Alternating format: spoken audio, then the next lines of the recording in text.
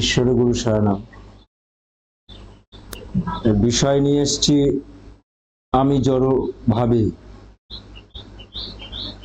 গুরুদেবের একটি রচিত গান থেকে আমি ব্যাখ্যা করে বলার চেষ্টা করছি। বিষয়গুলো একটু গভীর থেকে গভীর বিষয় রয়েছে। আমরা দেহে আবদ্ধ হয়ে রয়েছি। এবার দেহ আর আমি আলাদা, সেটা কখনো অনুভব করতে পারি না। তাই গুরুদেব লিখছে, আমি জড়ভাবে ত্যাজি ভাবে ভবে, বিভু কি এভাবে পারিব কখন। আমি জড় নই, আমি জড়ভাবে নই, আমি এখান থেকে আলাদা করতে চাইছি। আত্মা আলাদা, কেউ কখনোই ভাবতে পারে না। শরীরটা সবাই ভাবে আত্মা, শরীরটাই আত্মা। কেননা আত্মা মানে আমি যদি এই দেহ ছাড়া আমাকে কখনো ভাবতে পারি না, এটা কখনো ভাবতে পারছি না দেহ ছাড়া আমি। যখন এই ভাবনাটা আসবে, তখন দেহ থেকে আমি বেরোনোর কৌশল আমি খুঁজে পেয়ে যাব, বেরোতে পারবো। যদি আমি আলাদা ভাবতে পারি, আগে আলাদা ভাবতে শিখতে হবে তো, নাহলে দেহ থেকে বেরোবো কি করে। আমি জড়ভাবে ত্যাজি বারে ভবে, আমি এখান থেকে ত্যাগ করার আমার ইচ্ছা রয়েছে। বিভু কি এভাবে পারবো, হে বিভু আমি কি এইভাবে পারবো আমি ত্যাগ করতে, আমি আলাদা ভাবতে পারবো। আমি দেহ থেকে যে আমি আলাদা, সেটা কি আমি ভাবতে পারবো। দেহে আত্মজ্ঞান যত করি হান, যত চেষ্টা করি না কেন, আপ্রাণ চেষ্টা করছি আলাদা ভাবার জন্য, কিন্তু অজ্ঞান আমাকে চেপে ধরে রাখছে, আমাকে বুঝতে দিচ্ছে না যে আমি আর দেহ আলাদা। দেহ আছে তাই আমি আছি, দেহ নেই আমি নেই, এই ভাবনা আমার থেকে দূর করো। আমি সেইটা দূর করতে চাইছি গানটার ভিতরে। তাই আমি জড় নই, আমি চেতন। আমি জড় নই, সচেতন হই। এবার কোন দিক দিয়ে সচেতন হতে চাইছি, প্রশ্নটা এখানে। আমি দেহ থেকে আলাদা, এ ভাবনা আমাকে ভাবতে দিচ্ছে না, অজ্ঞানতার জন্য। আমি জড় নই, সচেতন হই, কত ভাবি তবু চেতনা তো নাই। আমার চেতনা হচ্ছে না যে আমি এই দেহ থেকে আলাদা। কিন্তু আত্মার শক্তি হচ্ছে চেতনা, আত্মার শক্তি হচ্ছে চেতনা। চেতনা ছাড়া আত্মা নেই। তার মানে আমি আছি তাই আমার শরীরে চেতনা আছে, মানে আত্মায় চেতনা আছে। আমি আছি মানে আমি কে, আত্মা। আত্মা আছে তাই আমার চৈতন্য শক্তি আছে, চেতনা আছে। আমি থাকবো না, আমার চেতনা থাকবে না। কত ভাবি তবু চেতনা তো নাই, দেহে আত্মবোধ তবু যায় কই। দেহে আত্মবোধ, আমি জানি দেহ, দেহটা আত্মা না, তবু যায় কই।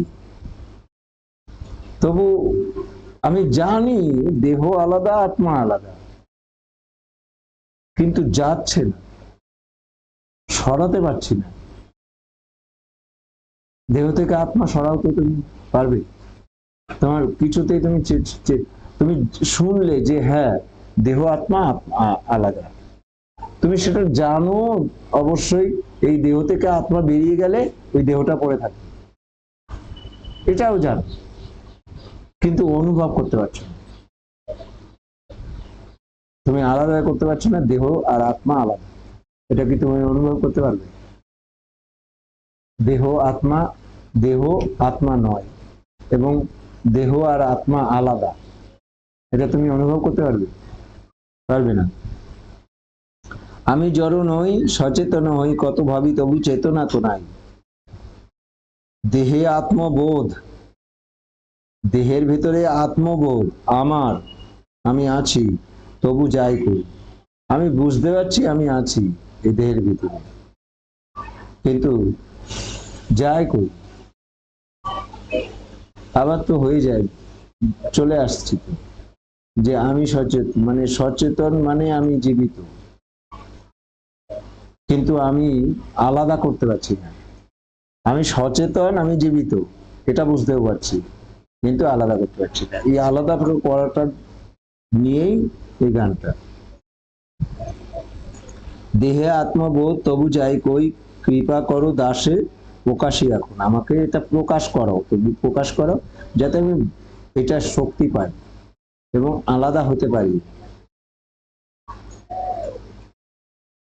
বুঝতে পারছো?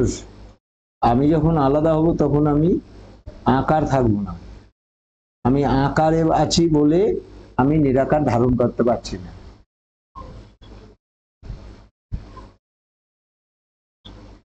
দেহে আত্ম, আচ্ছা, তুমি জ্ঞানানন্দ, তুমি জ্ঞানে আনন্দে রয়েছো, তুমি জ্ঞানানন্দ, আমি জ্ঞানে অন্ধ, শক্তি গুণে মন্দ, আছি নিরানন্দ। আমার শক্তি খারাপ, ভালো না, মন্দ, শক্তি গুণে মন্দ, আছি নিরানন্দ। আনন্দ নাই, শক্তি নাই, শক্তিটা হচ্ছে মন্দ, খারাপ শক্তি, আছি নিরানন্দ। মায়া ঘোরে দ্বন্দ্বে, এই যে মায়া, শরীরের প্রতি একটা মায়া আছে না? মায়া আছে। মায়া ঘোরে দ্বন্দ্ব, কাটায় স্বাচ্ছন্দ্য। এই মায়া আমাকে স্বাচ্ছন্দ্যে অনুভব করায়, স্বাচ্ছন্দ্য, আমি ঠিক আছে। কর মুক্ত বন্ধ, বন্ধ নিরঞ্জন। এই মায়া ঘোর থেকে, এই দ্বন্দ্বে পড়ে আমি স্বাচ্ছন্দ্য থাকতে পারছি না। কর মুক্ত বন্ধ, বন্ধ নিরঞ্জন। আমাকে এর থেকে মুক্ত করো। এই যে মায়া, এই মায়া ভালো না, এই মায়া থেকে মুক্ত করো। তাহলে এখানে পরিষ্কার বলা যাচ্ছে যে আমি দেহ থেকে আত্মা, এটা অনুভব করবো কি করে? অনুভব করতে গেলেই মায়া ত্যাগ করতে হবে। শরীরের প্রতি মায়া আছে তো, তাহলে মায়াটা যদি ত্যাগ করা যায় তাহলে আমি আলাদা হতে পারবো। আত্মা আর আমি আলাদা। মায়া ত্যাগ করো, তোমার দেহটা তোমার না, এটা ভাবা কষ্টসাধ্য। তো এইটা যেদিন ভাবতে পারবে সেদিন মায়া ত্যাগ করলে এটা ভাবতে পারবে। তাহলে আমাদের কর্তব্য কি? মায়া ত্যাগ করা। এখানে বলে দিল, কিন্তু উত্তর দিল কিন্তু, মায়া ঘোরে দ্বন্দ্ব, কাটায় স্বাচ্ছন্দ্য, কর মুক্ত বন্ধ, বন্ধ নিরঞ্জন। তুমি আমাকে চোখ দাও, দেখার চোখ দাও, বন্ধ নিরঞ্জন। আমার চোখ বন্ধ আছে, সেই চোখ খুলে দিয়ে তুমি অন্ধকার মুক্ত করো। আপনার করে ধন মানো ঝরে, আপনার করে, নিজের মতন করে নেয়, যেন নাহি পড়ে, না হেরে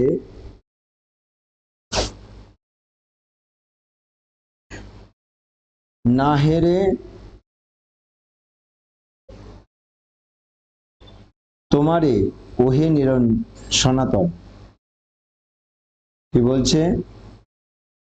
আপনার করে ধনমান ধরে, যেমন ধন ধরে রাখার চেষ্টা করে, সেমনি সেখান থেকে আমাকে বন্ধন মুক্ত করো, মায়া বন্ধন মুক্ত করো। বন্ধন নিরঞ্জন, তুমি এই বন্ধুত্ব তুমি আমার এখান থেকে সরিয়ে দাও। আপনার করে ধনমানও ধরে, কাতর কিং করে ধরো নিজ করে। তুমি নিজের করে আমাকে, তোমাকে কাতর ভাবে প্রার্থনা করছি, এখান থেকে আমাকে সরিয়ে দাও, এই ভাবনা থেকে আমাকে সরিয়ে দাও, এবং আমার যে মায়া আছে সেই মায়া ত্যাগ করা দরকার। শরীর যতক্ষণ আছে ততক্ষণ মায়াটা আসে। এবার মায়া যদি না থাকে, শরীরের প্রতি তোমার কোনো আকর্ষিত থাকবে না, আঁকড়ে ধরে থাকবে না, মৃত্যু ভয় তোমার থাকবে না। মায়া যদি ত্যাগ করতে পারো, মৃত্যু ভয় চলে যাবে। আপনার করে ধনমান ধরে, কাতরও কিং করে ধরো নিজ করে। রবিসুত করে যেন নাহি পড়ে, না হেরে তোমাকে ওহে সনাতন। রবিসুত করে যেন নাহি পড়ে, না হেরে তোমারে ওহে সনাতন। আমি তোমাকে দেখতে পাচ্ছি না, রবি সুত করে যেন নাহি পড়ে। রবি সুত মানে মানে সূর্যর পুত্র। এখানে সূর্যের পুত্র বলতে তুমিও তোমার তেজ দিয়ে আমাকে সংস্কার করো, ওই মায়া ত্যাগ করো।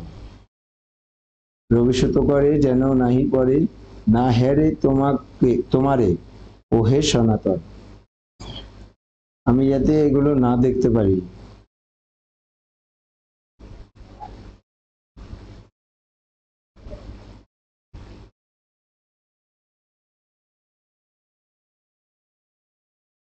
গুরু বলে ওরে মোহ ত্যাজিবারে।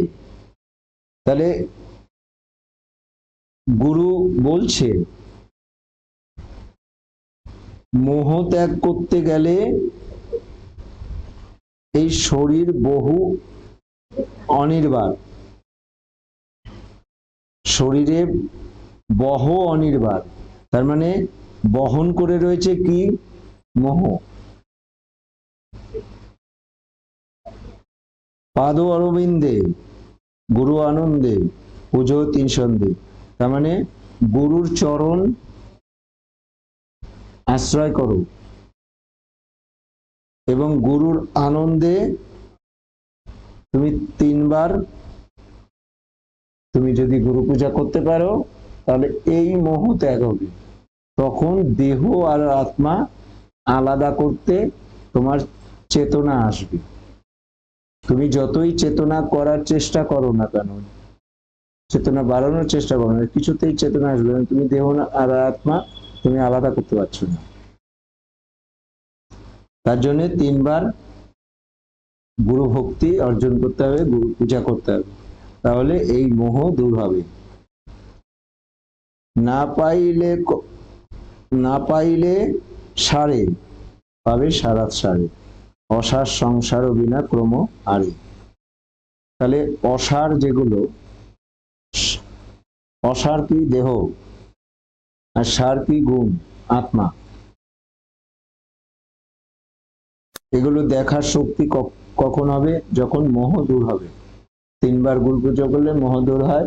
সহজ একটা কথা বলে দিয়েছে, এবার সেটা কিন্তু প্রমাণ করতে হবে তোমাকে। ব্রহ্মাদির অধিক সার গুণ হেরে, তবে শরৎ সারে করিবে দর্শন। তাহলে পরম পিতার কাছে দর্শন লাভ করতে পারবে সামান্য কয়েকটা বছরের ভিতরে। সামান্য কয়েকটা বছরের ভেতরে তুমি এই বিষয়গুলো ত্যাগ করতে পারবে। মোহটা দূর করতে পারলেই দেহ দেহ আত্মা না সেটা অনুভব করতে সমর্থ হবে। তাহলে তোমাদের সহজ একটা পদ্ধতি বলে দিল। এটা কি খুব কঠিন? প্রতিদিন 3 বার গুরু পূজা করাটা কি খুব কঠিন? বিন্দুমাত্র না। কেন? খেয়াল করেছো এই উৎসবে আমাকে? তোমরা খেয়াল করবে কি করে? ঘুমিয়ে থাকলে খেয়াল করবে কি করে, তাই না? সবাই তো ঘুমান। পাক্কা কাত হয়েছে, শরীর শরীর একটু অসুবিধা তো আছেই, দেখেছো ব্যথা ব্যথা রয়েছে। শুলাম কটার সময়? মানে দেহটা আজকে একটু টান টান করেছে কটার সময়? আমি পাক্কা 3টের সময়, আধ ঘন্টা মাত্র ধাপ করে উঠে বসছি। এই উৎসবেই এটা হচ্ছে। এমনি কাত হয়ে দেখি মানে কিন্তু হট করে উঠে বসে, আর বিন্দু মাত্র কোনো অলসতা নেই, বিন্দু মাত্র একটু যে একটু কাত হই নেই, বিন্দু মাত্র।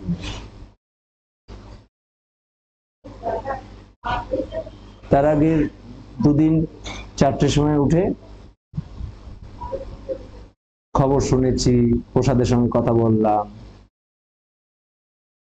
প্রসাদ সেই সময় ওর সমান, ওর তো ডিউটির সময়, সেই জন্য প্রসাদের সঙ্গে কথা বললাম। তারপর খবর শুনলাম, এই করে কাটাচ্ছি। তারপরে চলে গেল স্নান। তাই পরশুদিন একটু অসীমা ফট করে খবর শুনেছি, আওয়াজ হচ্ছে, তা ঘুম ভেঙে গেছি। তা ওর গুরু পূজাটা ভালো হয়েছে। অত তাড়াতাড়ি উঠতে কিন্তু আলিশাগিরি করে। এই যে বিষয়গুলো, যে তোমার একটা না একটা কিছু করতে হবে, কর্ম করতে হবে। তো গুরু পূজা করাটাও তো একটা কর্ম। তাহলে এই কর্মটা করলে তোমার মোহ দূর হবে, তোমার দেহ এবং আত্মা যে আলাদা সেটা অনুভব করার শক্তি তৈরি, দেহ আর আত্মা আলাদা করার শক্তি তৈরি হয়, মোহ দূর হবে। তাহলে মোহটা আবার সহজ পথ। মোহ দূর করতে গেলে, মোহ তো দূর করা মুশকিল, তাহলে মোহ দূর করতে গেলে 3 বার গুরু পূজা করলে মোহ দূর হবে। সহজ একটা পদ্ধতি। এই সহজ পদ্ধতিটা দিয়ে দিয়েছে গুরুদেব এত সুন্দরভাবে, আমাদের এত সুন্দরভাবে দিয়ে দিয়েছে সেই মোহ দূর করার কৌশল। তাহলে আমরা গুরু পুজো করে আমরা কি অর্জন করতে পারবো? একটা গুণ, সেটা হচ্ছে দেহ থেকে বেরোনোর আগে আমি দেহ আর আত্মা যে আলাদা সেইটা অনুভব করতে শিখবো। সেই অনুভবের শক্তিতে শক্তিমান হয়ে আরো সাধনায় উন্নতি করলে তখন দেহ থেকে বেরোনো আর দেহ আর আত্মা আলাদা যদি অনুভব করতে পারি, শক্তি তৈরি হয়, অনুভব করার শক্তি তৈরি হয়, তাহলে আরো সাধনা করে তারপর দেহ থেকে বেরোনোর ক্ষমতা তৈরি হয়, স্টেপ বাই স্টেপ। তাহলে আমাদের এই গানটা সেইভাবে দিয়েছে গুরুদেব, এবং আমরা সেই সহজ পদ্ধতিটা আমরা ব্যবহার করতে পারব। যদি পারি তাহলে আমরা উন্নতি অতি সহজ সেটা দেখতে পাবো। আমরা সেটা কিন্তু দেখতে পাবো, প্রতিটা মুহূর্তে সেটা কিন্তু আমরা দেখতে পাবো। সেইটাই আমি চাইছি যে সবাই 3 বার গুরু পুজো করুক। কেননা এই যে 3 বার গুরু পুজো করতে হয় এটা জানতোই না, এটা জানতোই না যে 3 বার গুরু পূজা করলে মোহ দূর হয়। কি সুন্দর একটা সহজ একটা পদ্ধতি। এই যে আমি আর দেহ আলাদা, তখন এই যে মৃত্যু ভয় থাকবে না। আর একটা কথা বলছি, যখন দেহ আর আত্মা, আর একটা মূল্যবান এখানে একটা বিষয়, যে মোহ দূর হলে আত্মা আর দেহ আলাদা, এটা অনুভব করতে হবে। দেহ আর আত্মা আলাদা হলে মৃত্যু ভয় থাকবে না। যার ভেতরে দেহ এবং আত্মার আলাদা না করতে পারছে ততক্ষণ মৃত্যু ভয় থাকবে। যেই আত্মা আর দেহ আলাদা থাকবে তখন আর মৃত্যু ভয় থাকবে না, দেহ থেকে বেরোনোর ক্ষমতা থাকবে। সেই বলতে পারবে যে আমি আজকে চলে যাব। গুরুদেব যেমনি বলেছে, আগের দিন সব কথাগুলো বলে দিল, কৌশলে কৌশলে বলেছে। জীবনী বই পড়লে তোমরা বেশ বুঝতে পারবে যে আগের দিন রাত্রে বলছে ঝড়ের গল্প করেছে, বুঝো? ওই ঝড়টা হবে তার আগে গল্প করেছে। হ্যাঁ, ঝড়ের গল্প হচ্ছে।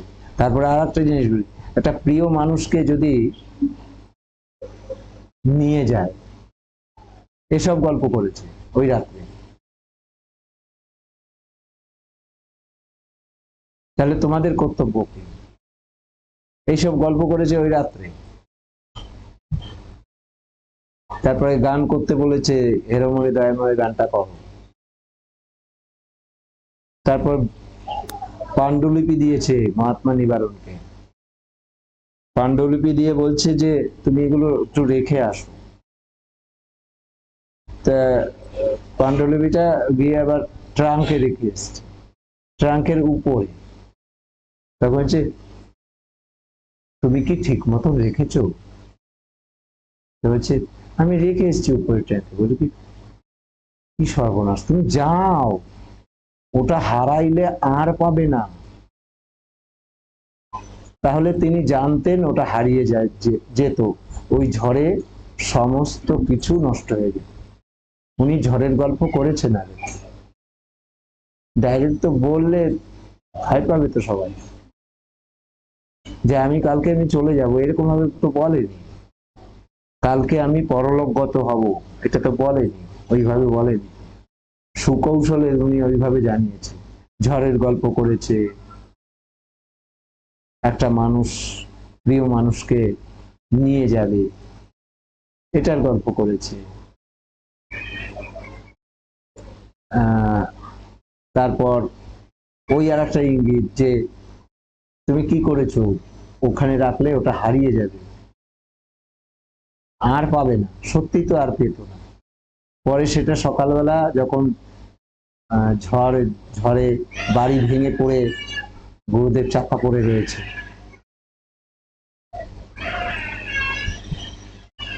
আর ট্রাঙ্কে যদি ওগুলো ঢোকানো না থাকতো, যেখানে বাড়ি ঘর তোলপাড় হয়ে গেছে, সারা দুনিয়া কান্নার রোল পড়েছে, সবার বাড়ি ভেঙে গেছে,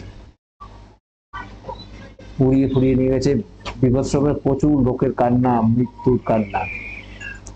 সেখানে তাহলে ওই ট্রাঙ্কের উপরে যদি ওই পাণ্ডুলিপিগুলো থাকতো তাহলে কিচ্ছু থাকতো? সম্ভব ছিল? তাহলে সাবধান করে তারপরে আবার যাও, গিয়ে ওটা ট্রাঙ্কে, ওটা হারাইলে আর পাবে না। তা ওই ট্রাঙ্কে রেখেছিল কি, তাও সচেতন করে দিল, গুরু সচেতন করে দিল, তুমি যাও, তুমি ভুল।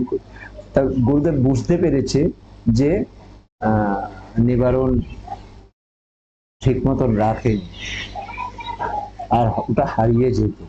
তাই সেই যে ইঙ্গিত গুলো দিয়ে দিয়ে তাকে জানিয়েছে। তা ওনার ভেতরে এই গুণটা হয়েছে, যেটা নিয়ে আমি এই কথাটা বললাম। তো ওনার ভেতরে এই হয়েছে যে আমি দেহ থেকে চলে যাব,